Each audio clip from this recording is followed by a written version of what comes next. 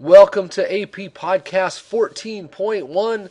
This is the start of Chapter 14, which is all on acids and bases. And quite frankly, this is one of my favorite chapters. I love this stuff right here, acids and bases. So what we're going to do is we're going to start by giving you a simple definition, actually a couple definitions of how we look at chemicals as acids or bases. And here we go, the first one. Now, a guy by the name of Arrhenius came up with the definition of acids, and this is probably one of the most simple ones. Acids produce hydrogen ions. Okay, so they make some H plus, and then bases produce OH ions. So you can imagine an acid looks like something like this, HCl, right? And that's going to break up into some H plus and some Cl minus. And so as you can see, this is considered an acid because it produced an H plus. Now, if I take some NaOH and I've got an aqueous solution, now I'm not adding the water, guys, but you know there's water there. What does that make? And we're very, very familiar with this reaction. It makes some OH ions. So a base produces some hydroxides. So those are the simplest definitions. Kind of limited because it only works with aqueous solutions, that definition, and it turns out that gases obviously can be acids and bases. And with an Arrhenius definition, there's only one kind of base, and those are things that have OH. But we know from other examples of chemicals, more specifically ammonia, ammonia can be a base also, and in fact ammonia is considered a base, but if we use Arrhenius's definition, it's not a base. So that brings us to a definition that we're going to use more often, and that is the Bronsted-Lowry base of definition of acids and bases. And this is the one I will refer to time and time again, probably because it's the easiest one to cover virtually every chemical that we deal with. Now there's a third definition we'll get to the end, but for right now, Bronsted-Lowry definitions are going to cover pretty much everything. So what we do is we consider a Bronsted-Lowry acid as something that donates a proton. Now, what's a proton? Well, think about an H. Think about a hydrogen atom, right? We've got one proton surrounded by one electron, right? If I remove that electron, what do I have left? I essentially have a proton. All right, so an acid is a proton donor, and then a base would be a proton acceptor. All right, and the other thing to think about is acids and bases usually come in pairs, or I guess with the Bronsted-Lowry definition, they always come in pairs. Now, what do I mean by that? Well, if I have HCl and I put it in water, okay, we already know that HCl is going to donate the proton, right? But this is what happens. The water actually picks up the H plus and you get this hydronium ion, right? So what is water in this situation? Water has accepted this proton right here. So by accepting the proton, it is now considered a base. So that's how we get the definitions with Bronsted-Lowry, and it covers pretty much all the chemistry we're going to deal with. So when we look at this reaction down here, actually I should have just pointed to this one. This one is exactly what I tried to draw. Look at this awesome double arrow. What does that mean, guys? Ooh, it's an equilibrium, right? And so for us, we are going to end up having an equilibrium situation and eventually another K. So we'll get to that in just a second. But let's talk about these acids and bases and how they always come in pairs, because there's some terms I want to make sure that you understand. What I want to do is introduce the term conjugate acid and conjugate base. So if you look at this term right here, all conjugate means is it's what remains of the other part. So if I'm talking about a conjugate acid, and here's the definition right here, okay, it's just formed when the proton is transferred to the base. So it's the thing that becomes the acid after the original base has accepted the proton. A conjugate base is what's left of the acid. All right, so what I mean by that is if we look at this one, now this HA, this is just the H plus, right, and this is the anion. So don't let that bother you. It's not anything specific. I could have put a Cl minus or a NO3 minus. I could have put any of the acid anions in there. But what's going to happen is we know this is our acid, right? Here's our acid. Here's our base. Over here is the thing that has formed by accepting the proton. And if you think about that, that's the acid now, right? So this is the conjugate acid. And then this is what's left of the acid, and that's the definition of the conjugate base. So there's the conjugate base. Now remember, we've got this double arrow.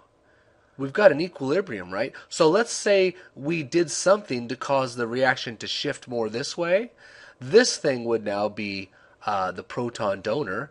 Okay, this would be the proton acceptor, and by definition, that's an acid, and this one's a base, and so that's where we get this conjugate acid, conjugate base term.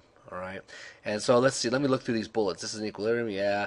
Okay, this is kind of an important thing. Competition for the H plus between water and A minus. So what's going to happen is this H plus that is formed. Let's say this is a strong acid like HCl, right? And you guys know it's going to break up into H plus and Cl minus, right? Now there's two things. This H plus can go to the water, or it can go to the Cl minus, right?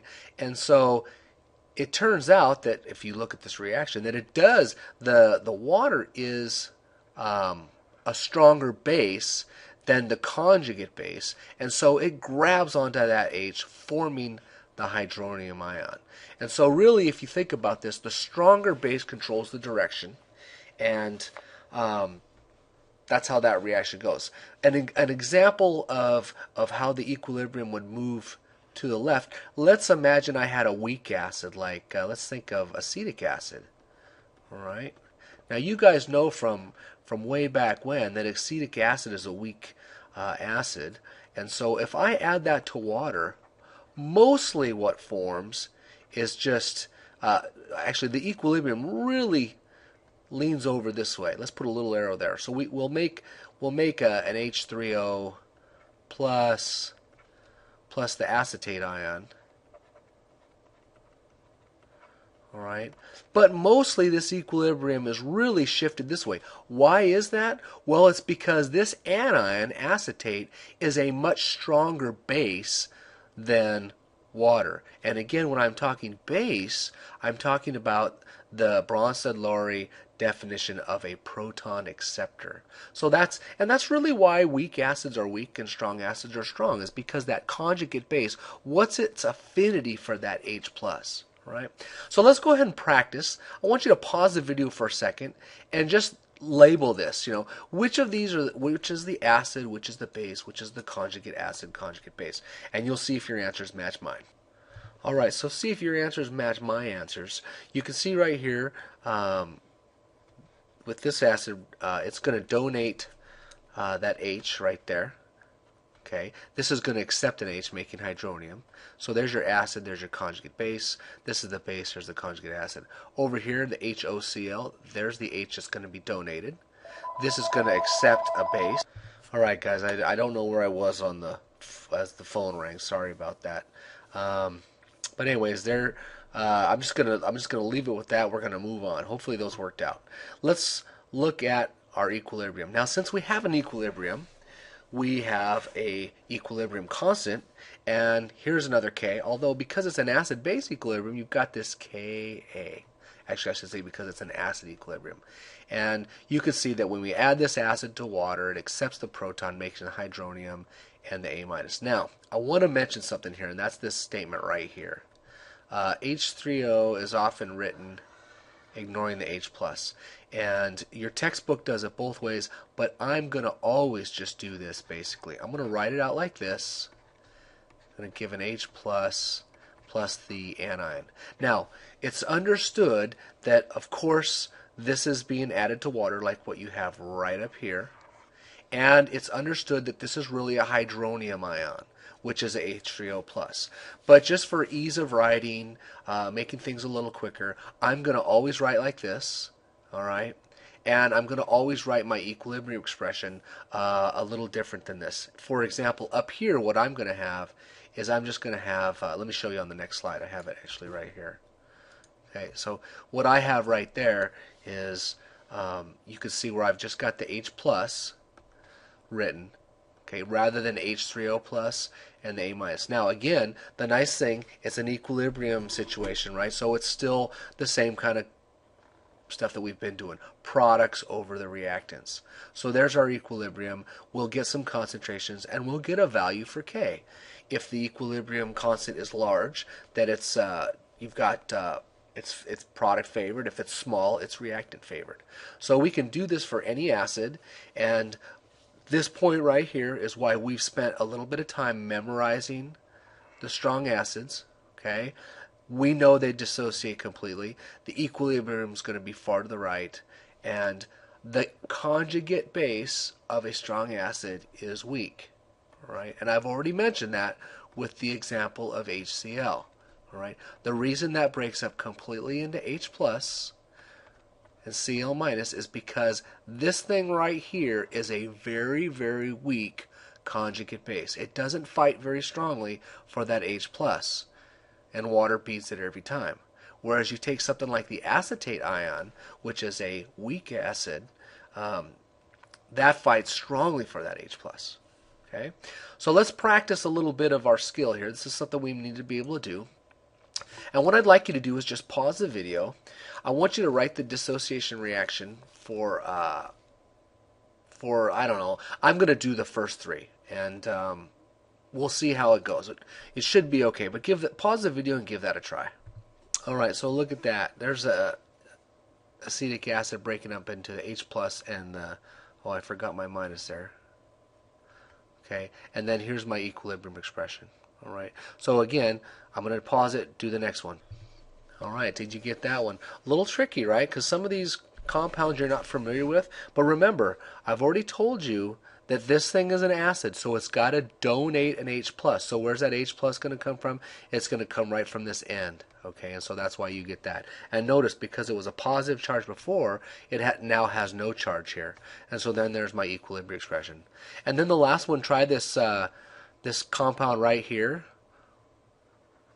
which we'll get to the name of those funky things later in the year. But that's a complex ion. Try that. It might be a little tricky, and see what you get.